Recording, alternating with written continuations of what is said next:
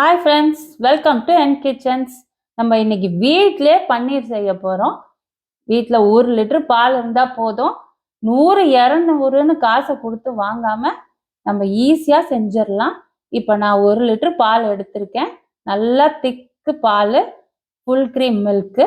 இதை நல்ல பாத்திரத்தில் ஊற்றி இதை நல்லா கொதிக்க விடணும்.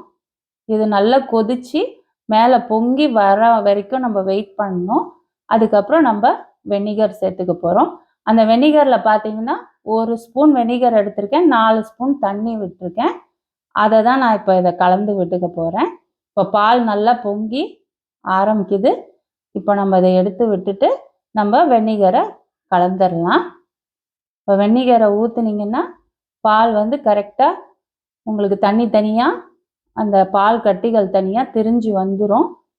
பாருங்கள், இந்த மாதிரி நல்லா கலக்கி விட்டிங்கன்னா ஈவனாக உங்களுக்கு வந்துடும் பால் கட்டிகள். இந்த பன்னீர் பார்த்திங்கன்னா அவ்வளோ டேஸ்ட்டாக இருக்கும். நீங்கள் கடையில் வாங்குறதோட வீட்டில் செஞ்சு பாருங்கள். அவ்வளோ டேஸ்ட்டாக இருக்கும், ஹெல்த்தியாகவும் இருக்கும் உங்களுக்கு. இது இப்போ நல்லா கலந்து விட்டுக்கிட்டே இருந்தீங்கன்னா பாருங்கள், இப்போ அந்த தண்ணி நல்லா தெரியும், அந்த தண்ணி தனியாக வர்றது பிரிஞ்சு.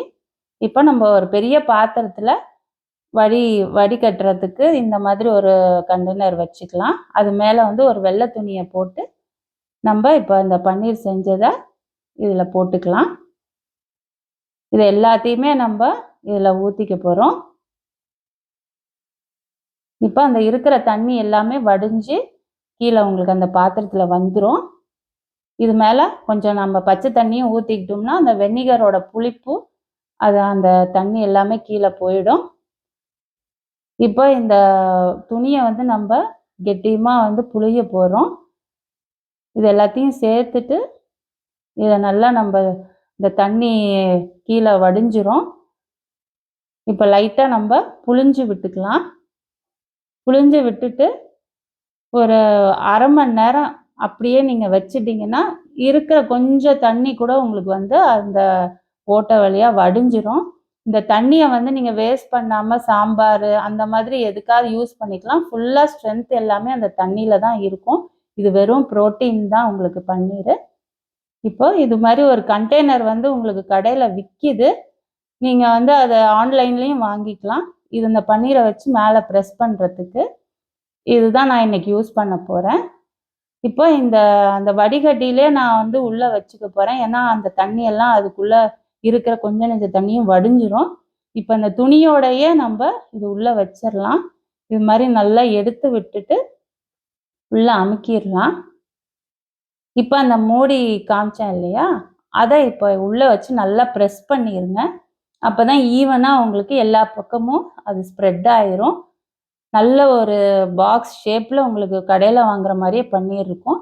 இப்போ ஏதாவது ஒரு வெயிட்டு, இப்போ நம்ம இந்த மாதிரி நான் ஒரு கல் வச்சுருக்கேன், அதனால் அதை நான் அதை மேலே வச்சிடுறேன். இதை அப்படியே விட்டுறணும். நீங்கள் ஒரு 1 மணி நேரம்லேருந்து 2 மணி நேரம் விட்டுருங்க.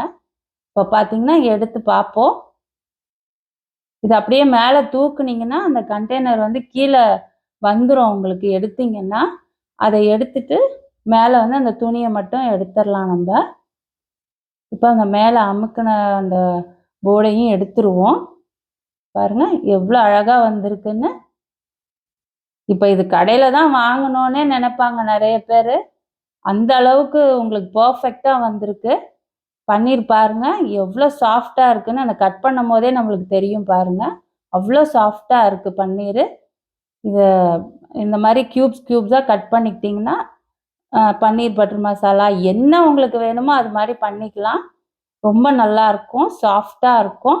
இந்த வீடியோ எல்லாருக்கும் உங்களுக்கு பிடிக்கும்னு நினைக்கிறேன். எல்லோரும் லைக் பண்ணுங்கள், ஷேர் பண்ணுங்கள், சப்ஸ்கிரைப் பண்ணுங்கள். இதே மாதிரி வீடியோவில் அடுத்த ரெசிபியோட மீட் பண்ணலாம். பாய்.